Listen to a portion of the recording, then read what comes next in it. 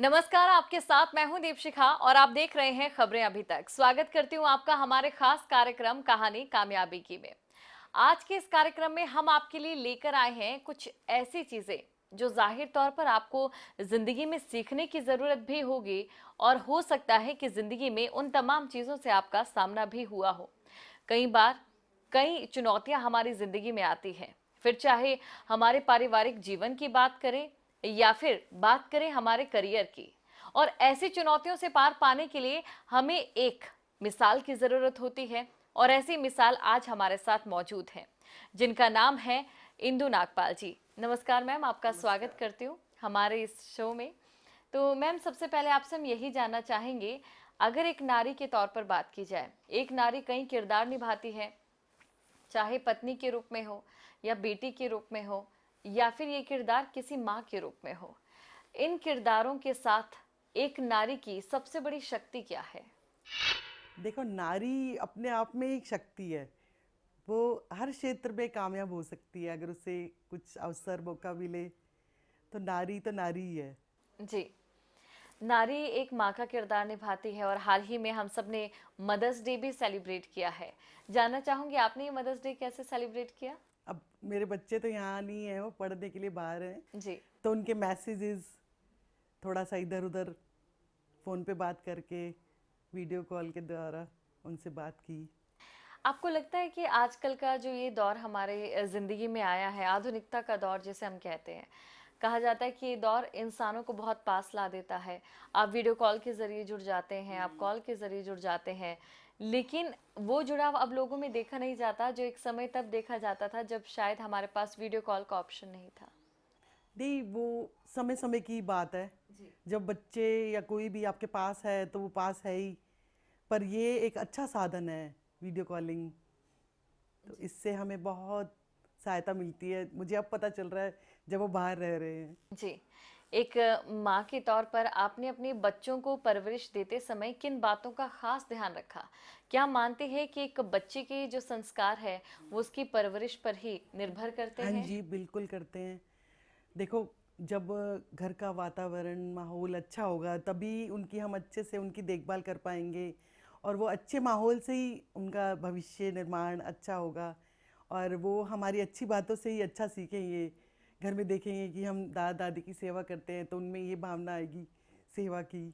जी। इसलिए मतलब घर का वातावरण तो अच्छा होना ही चाहिए। और घर का वातावरण अच्छा किन चीज़ों से बनता है? देखो, आप खुद में आप जो गुण आप में हैं वो बच्चों में लाओ। और उनको कहो कि हमने जब अपने माँ बाप की सेवा की तो आप भी। तो उनको भी प्रेरणा हमारे से ही मिलेगी। घर में जैसे आप कुछ भी हो, जो भी हो, खाने की चीज़ें कुछ भी हो, आप सबसे पहले आप बांट के खाओ। बहुत चीज़ें होती हैं जो हम उनको सिखा सकते हैं घर के इस माहौल में। जी।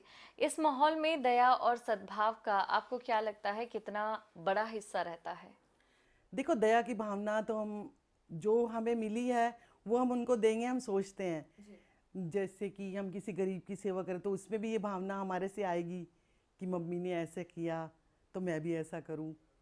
दया तो बहुत ही ज़रूरी चीज़ है आजकल के जीवन में। जी, तो बिल्कुल दया तो आज के समय में काफ़ी कम भी देखी जाती है और जिन लोगों के पास देखी जाती है, ज़ाहिर तौर पर आज एक अलग ही मुकाम पर है, या ये कह सकते हैं ये कर्मों का खेल है। एक और जानकारी यहाँ दर्शकों को मैं देना चाहूँगी कि जो इंदु नागपाल जी हैं, वो रोज़ सवेरे हवन करती हैं, यज्ञ करती हैं।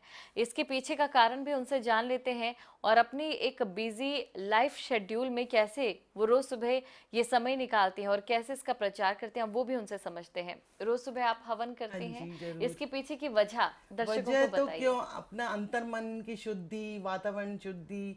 आपके विचार अच्छे आएंगे। आप मंत्र चैंटिंग से आपको जो अंदर से ताकत मिलती है उससे बहुत फर्क पड़ता है। आप थोड़ा टाइम जैसे भगवान के लिए मंदिर जाके निकालते हैं, आप घर को ही मंदिर समझो। तो ये चीज़ें तो आप में अपने आप ही आ जाती हैं। आपसे आपकी इच्छा शक्ति भी बढ़ती है, प्रेम भावना भी बढ़ती है, विचार भी अच्छे होते हैं। ये इससे जुड़ने का तो ये है ही। जी। और कोविड टाइम में कुछ शुरू किया, कुछ घर में रहे। आपके जैसे हर तरीके से वातावरण में शुद्धि होगी तो आप खुद से ही स्वस्थ रहेंगे। जी, कोरोना काल में आपने काफ़ी लोगों की मदद भी की होगी आपके पति के साथ मिलकर। हाँ जी। तो ऐसी कौन-सी चीज़ है जो आपको इसको लेकर प्रेरणा देती है? देखो एक हम सोचते हैं कि स्वास्थ्य ही जीवन है। जी, अगर आप खुद स्वस्थ रहेंगे तभी आप दूसरों को रख सकते हैं। जी, तो इसके अलावा आपकी भावनाएं भी अच्छी हो जाती हैं। अगर आप स्वस्थ हैं तो स्वस्थ मन से सेवा करेंगे। आप खुद ही स्वस्थ हैं, अस्वस्थ हैं तो आप कोई काम कर ही नहीं सकते। जी। आप हवन रोज़ सवेरे करते हैं अपने पूरे परिवार के साथ, लेकिन आज के समय में बहुत से लोग इसे अंधविश्वास से जोड़कर देखते हैं। लेकिन आपके मायनों में अंधविश्वास और जो वाक़ई हम अपनी परंपराओं से जुड़ते हैं, अपने रूट्स से जुड़ते हैं, उनमें कितना अंतर है? देखो इसमें अंधविश्वास तो नहीं है। जी, जो भी आप हवन से औषधीय गुण है, आप उसमें समीधा लगाते हैं, आम की लकड़ी का यूज़ होता है, आप सामग्री में डालते हैं सामान, तो वो भी आपकी वातावरण तो शुद्ध करता ही है, आपके विचारों को भी अच्छा बनाता है। ये बात तो अंधविश्वास से थोड़ा मेरे को लगता है जुड़ी जी, नहीं है, क्योंकि पुराने समय में यज्ञ तो चलता ही था। जी। स्वामी विवेकानंद, उन्होंने सबने वेद प्रचार किया, जो भी है। तो मतलब यज्ञ तो एक मस्त चीज लगती है अब। जी, हाँ बिल्कुल। जी। इसके अलावा हमने अक्सर ये देखा है कि आज के समय में बहुत कम लोग इन तमाम चीज़ों पर विश्वास भी रखते हैं, बहुत कम लोग हैं जो इसमें पूरी तरह से विश्वास रखते हैं। क्या कभी ऐसा हुआ है कि आपको हवन करते देख या फिर आपसे प्रेरणा लेकर बाकी लोगों ने इसे अपनी ज़िंदगी में उतारा हो? हाँ जी, है हमारे खुद के ही परिवार में हमारे से जी, सदस्य जुड़े हैं कि आप हवन कर तो हमें भी करना है। इवन हम डेली हवन करते हैं, तो इनके कज़न है, उनकी वाइफ, उन्होंने मतलब साप्ताहिक हवन शुरू कर दिया है। जी, तो ऐसे धीरे धीरे अंदर से आता है कि अच्छी चीज़ है, अपना लेना चाहिए। जी। देखो आपके ऋषि मुनि, वो पुरानी सभ्यता का ही एक तरीका है ये तो। बिल्कुल। दर्शकों को इसी बीच एक और मैं ये जानकारी दे दूँ कि अगर हमारे देश की अदालत की बात की जाए, तो उनकी ओर से साफ तौर पर ये कहा गया है कि अगर कोई महिला घर पर रहकर काम करती है, किसी भी शख्स के परिवार का ध्यान रख रही है, चाहे उसके बच्चे हों या फिर उनके परिवार के और जन हों, तो ज़ाहिर तौर पर वो देश की आर्थिकी में भी अपना योगदान दे रही है और इस योगदान को हमें कम नहीं समझना चाहिए। लेकिन इस योगदान को देने के लिए एक घरेलू महिला की कितनी मेहनत लगती है, वो आपसे समझना चाहेंगे। देखो एक मतलब आप जो भी घर में रह के काम करती हैं, आपको लगता है कि डेली नीड्स हैं, जो भी है बच्चों के लिए सामान है, वो सब हमें सहजता से मिलता रहे। यही सब चाहते हैं कि आप अगर आपके पास है तो आप खर्च करो। जी। यही है सब लाइफ का। जब आपके बच्चे आपसे ज़िद करते हैं या आपके बच्चे आपसे किसी गलत चीज़ को लेकर बात करते हैं, एक समय पर चुनौती भी एक महिला के सामने होती है कि आपको बच्चों को भी नाराज़ नहीं करना है, लेकिन उन्हें समझाना भी है कि क्या उनके लिए सही है, क्या उनके लिए गलत है। तो ऐसी स्थिति को आप किस तरीके से हैंडल करती हैं? या फिर जो गृहिणियाँ इस समय ये कार्यक्रम देख रही हैं, उन्हें क्या आप संदेश देना चाहेंगी? नहीं, मेरा मानना तो ये है कि जो भी जायज़ चीज़ है, अगर आपको लगता है वो ठीक से नहीं बच्चे एक्सेप्ट करें, वो मतलब माँ चाहे कि वो ना ले ये चीज़, तो उस टाइम उसको मना ही कर देना चाहिए। अगर लगता है उसकी एक आवश्यकता है तो उसे ज़रूर उसकी पूरी करनी चाहिए। जी। किस हद तक है ज़रूरी वो भी से देखना पड़ता है हर तरीके से। जी। आप अपने बच्चों के साथ कुछ ऐसे पल शेयर करना चाहेंगे कैमरे पर जो आपके दिल के बहुत करीब हों? देखो हर हर बार जो भी बर्थडे आते हैं तो हम हवन यज्ञ जो भी उनके लिए करते हैं, उनको कभी घुमाने ले गए, ये सब मतलब जो अच्छा लगता है कि बच्चे जो माँ बाप से चाहते हैं वो उन्हें मिले। तो मैं तो यही चाहती हूँ कि जो वो कहें, हम हमें लगता है कि हमें ये चीज़ देनी चाहिए, हम उनके साथ ऐसा हमें मतलब फील होना चाहिए कि ये सही चीज़ है, तो खुशी होती है। अगर एक आदर्श परिवार का उदाहरण देखना हो तो मेरे हिसाब से आपके परिवार का उदाहरण इस समय समाज के लिए काफ़ी सटीक भी बैठता है, जो आधुनिकता को भी सपोर्ट करता है, लेकिन इसी के साथ हवन रोज़ करके ये संदेश भी देता है कि हमारी परंपराएं और हमारे रीति रिवाज हमारी ज़िंदगी में कितने मायने रखते हैं। लेकिन क्या आपको लगता है कि आज के समय में अभी भी कुछ ऐसे बच्चे हैं या कुछ ऐसे माँ बाप हैं जिनके बीच इस बदलते ज़माने के बीच जो एक कनेक्शन है, जो एक संबंध है, वो काफ़ी खोता जा रहा है? देखो एक जुड़ाव होता है जो हम चाहते हैं कि बच्चे हमारे साथ रखें, पर कुछ थोड़ी ऐसी चीज़ें उनकी लाइफ में उनको लगती हैं कि बस इतना बहुत है, हम इससे आगे ना बढ़ें। वो चीज़ें हमने उनमें आने नहीं दी अब तक, जो मैं अपने बारे में कह जी सकती हूँ कि भाई ऐसा उनको समझाओ कि उनके साथ ऐसा मतलब आप व्यवहार करो, उनको दोस्त लगे हम। जी ऐसा ना लगे कि माँ जो आदेश दे रही है, पापा जो कह रहे हैं भी वो हमारे लिए सही नहीं है।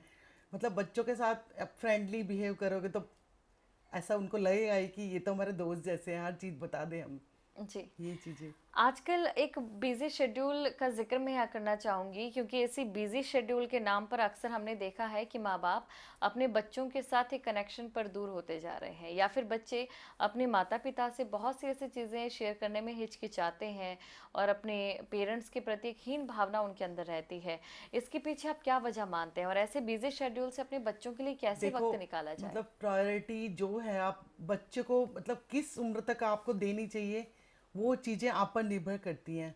आप ये नहीं कि पैदा कर दिया छोड़ दिया पल जाएगा पल जाएगा। संस्कार के अलावा आप उसको अच्छा खान पान भी, आप ये भी देखो उसके फ्रेंड सर्कल कैसा है, उनके दोस्त कैसे हैं, कहाँ वो जाता है, कितने टाइम तक रहता है। इवन मेरा बेटा अभी बॉस्टन गया है, तो वहाँ जो भी कहीं भी आसपास जाना है सब वो बताता है सब। जी, तो ये काफ़ी खुशी की बात आपके लिए है, और मुझे लगता है कि शायद जो महिलाएँ यहाँ पर देख रही होंगी इस चीज़ को समझ भी रही होंगी कि हमें अपने बच्चों के साथ पारिवारिक रिश्ता ऐसा बनाना चाहिए कि आपके बच्चे आपके साथ फ्रैंक रहें, हर चीज़ आपके साथ शेयर करें, चाहे कोई भी चीज़ हो, क्योंकि एक माँ-बाप से अच्छा कोई उन्हें गाइड नहीं कर सकता, एक माँ-बाप से अच्छा कोई उन्हें सलाह नहीं दे सकता है। लेकिन क्या हो जब आपके बच्चे आपकी सलाह ना मानें? ऐसा अभी तक तो नहीं हुआ है जी, कि वो सब बात जो भी काम होता है पूछ के ही करते हैं। बाकी वो आगे हमें लगेगा कि वो शायद हमारे से अच्छा सोच रहे होंगे, जी। तो हम थोड़ा सा बंदा सोचता है कि चलो उनको ये ठीक लग रहा हो करने दो। ऐसा नहीं कि वो कुछ हद तक गलत हो, शायद उनके लिए वो सही हो। जी।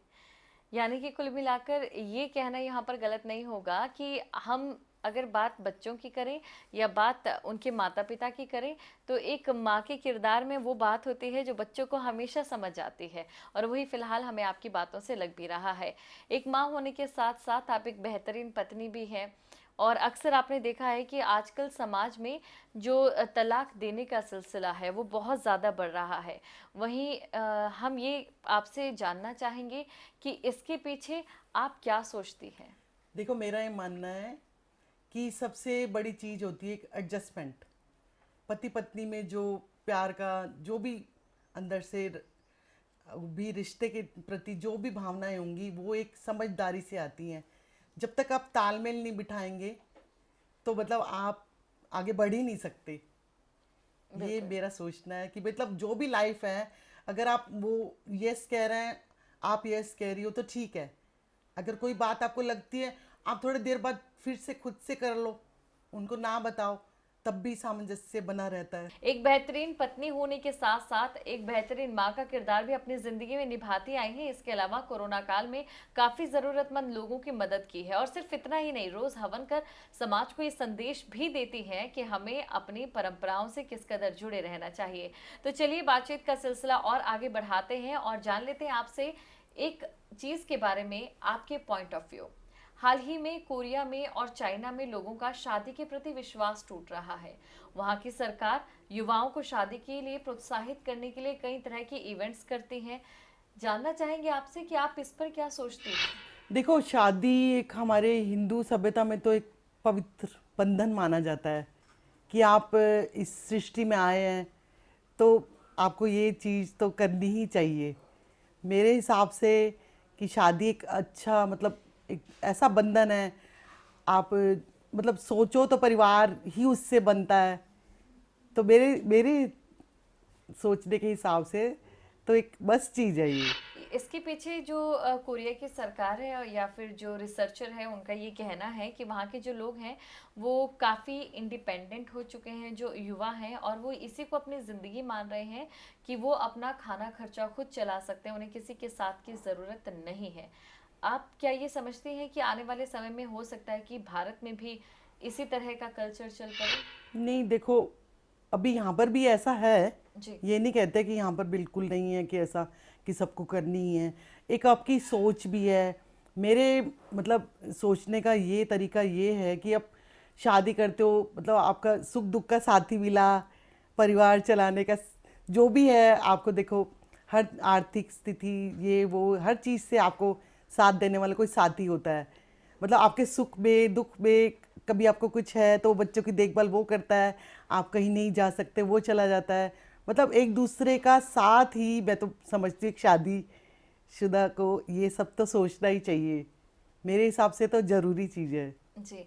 एक कहा जाता है, अगर हम अपने हिंदू धर्म की बात करें, कि भगवान शिव ने अपने आधे शरीर पर अपनी धर्मपत्नी यानी कि माँ पार्वती को जगह दी और इसीलिए भगवान शिव अर्धनारी कहलाए। तो क्या आप मानते हैं कि एक जो सफल शादी का रिश्ता है वो भी कुछ ऐसा होना चाहिए? देखो अब वो पुरानी बात तो नहीं है लोगों जी। में, पर जब तक आप कुछ चीज़ें मैंने आपको कहा कि बैलेंस बना के रखना है, जी। तो संतुलन ही सबसे बड़ी चीज़ है। तो जी। उसका ये कारण है कि आप आधा आप करो आधा मैं करूँ तो जीवन सुधर जाता है। जी।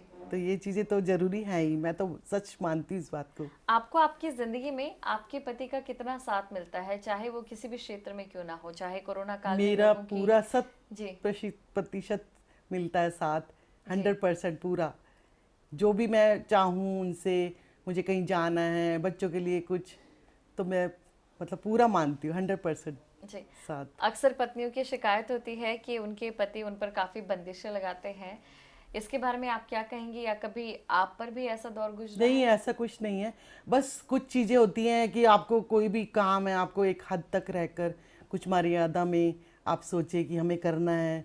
फिर आपको लगता है आप इतने समय से उनके साथ रह रही हैं, कुछ ऐसी बातें होती हैं कि लगता है उन्हें ये अच्छा नहीं लगेगा, तो आप पहले ही उसको वहाँ से हट जाओ, तो आपका तालमेल और अच्छा बैठेगा।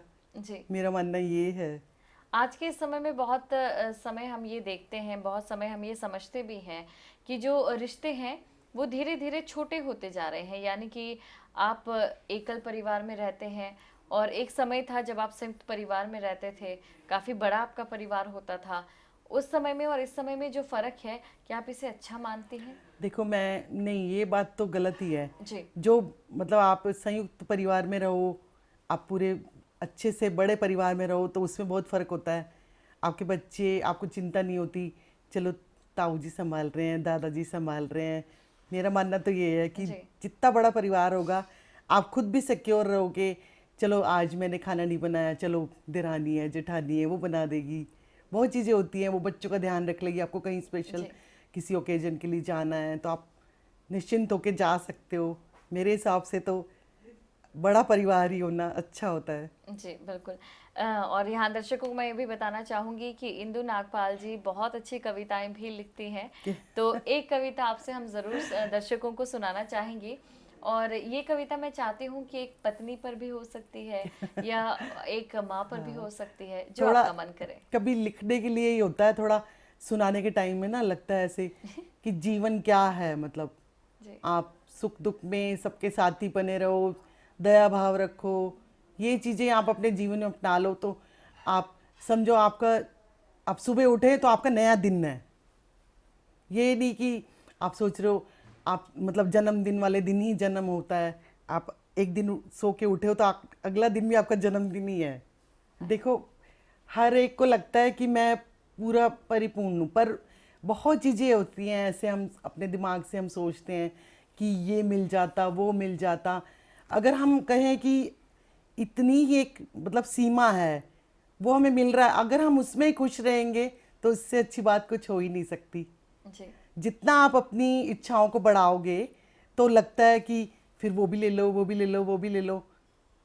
एक टाइमली होता है ये सब भी, जी। समय से बढ़ के कुछ है नहीं, और भाग्य से बढ़ के आपको कुछ मिलेगा नहीं। लेकिन अक्सर ये भी कहा जाता है कि कर्मों से अपना भाग्य बदला जाता है, तो आप इस पर क्या सोचती हैं? हाँ, कर्मों से हम बदल सकते हैं जरूर। जी। जो भी अच्छे काम करेंगे तो आपको, आप बुरे काम करोगे आपको अंदर से ही ग्लानि होगी कि जी। मैंने हाय ये क्यों किया। आप अच्छे काम करते जाओगे, आपके ना जो काम है जो ना बनने हो वो भी बनेंगे।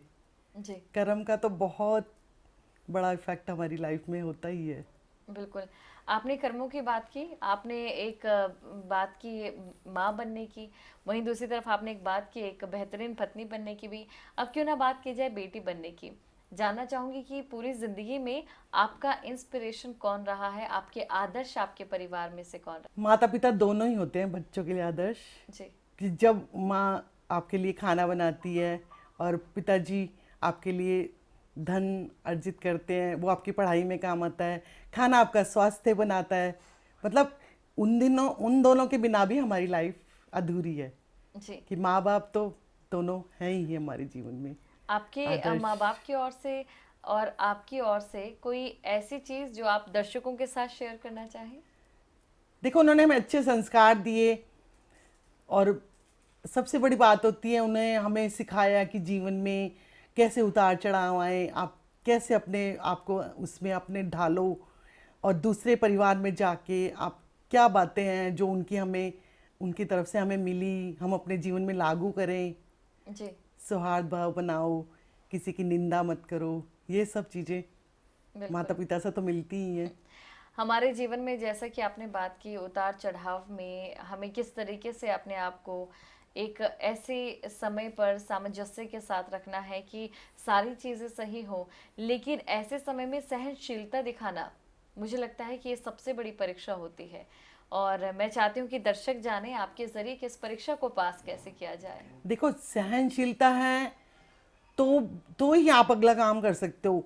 इवन आप गुस्से से तो कोई काम हो ही नहीं सकता। अगर आप सहना सीखते हो तभी सहजता से सब पाते हो। जी। कभी ऐसा हुआ है कि बहुत गुस्सा आपको आया हो और गुस्से में आपने कुछ ऐसा किया हो जिसका बाद में आपको नहीं, पछतावा हुआ अभी हो? तक तो नहीं हुआ ऐसा कुछ। तो इसके पीछे की वजह क्या है, ये ये आपसे सिर्फ जानना चाहिए। मतलब आप काम शांत, जी। आप अंदर से, ये सब मुझे अपनी माँ से ही मिला है। मतलब आप जब तक शांति भाव अपने में बनाए रखोगे तो कोई भी चीज़ आपको हिला नहीं सकती। गुस्सा तो दूर की बात जी। है। आज की इस दुनिया में शांति भाव बनाए रखना बहुत ज़्यादा मुश्किल लगता है कुछ लोगों को। तो कैसे आप मेंटेन करते हैं शांति भाव को? देखो, कोई भी चीज़ है, अगर आप दूसरा आपके लिए कुछ कह रहा है तो आप जी। सोचो कि उसे ये बात अच्छी लग रही होगी, ठीक है, मुझे नहीं लग रही, तो मैं उसके हिसाब से सोचूं कि अगर मैं ऐसा कुछ ना बोलूं कि उसको अच्छा लगे या मुझे अच्छा लगे, उसके तरीके से मैं ऐसा सोचूं कि उसे अच्छा लगे। अगर वो आपके लिए बात गलत है तो भी अगर हम अपनी नेगेटिविटी को दूर करना चाहते हैं तो उसकी बात हम मान लेंगे चाहे वो गलत है। यही आप सीख सकते हो दूसरों से।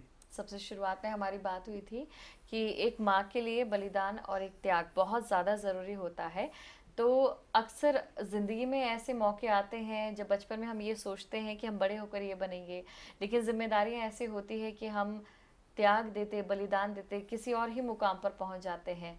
क्या आपने भी ऐसा मुकाम अपनी ज़िंदगी में देखा है? नहीं, ऐसा कुछ नहीं। ईश्वर की कृपा से मुझे सब कुछ सहज मिला, तो मैंने ऐसी मेरी भावना मन में कभी आई ही नहीं। अगर आपको सहजता से सब कुछ मिलता जाता है, आप यूं, ये तो नहीं कि भगवान के आगे हाथ जोड़ के भगवान ये दे दे, जब तक आप परिश्रम नहीं करोगे, कुछ आप सोचोगे नहीं, तो कुछ मिल ही नहीं सकता। तो इंदु नागपाल जी, आपने एक बहुत अच्छी बात यहाँ पर दर्शकों को बताई है और जाहिर तौर पर जो आपको सुन रहे होंगे वो ये समझ भी गए होंगे कि जितनी भी हमारी बातचीत हुई, इस बातचीत में आपके हर एक शब्द में हमें संतुष्टिकरण ज़रूर दिखाई दिया। और शायद यही वजह है कि आप अपनी ज़िंदगी में खुश हैं, आप अपने आप से जुड़े लोगों को भी खुश रख पा रहे हैं और ऐसे लोग आजकल बहुत कम होते हैं। बहुत बहुत शुक्रिया, आप हमारे साथ जुड़े और आपने ये तमाम थैंक यू सो बातें मच। हमारी गृहिणियों के लिए, बेटियों के लिए और साथ ही जो घर की माताएं हैं उनके लिए बताई। कहानी कामयाबी की में फिलहाल के लिए इतना ही। अब मुझे दें इजाजत और आप बने रहे खबरें अभी तक के साथ। जय हिंद।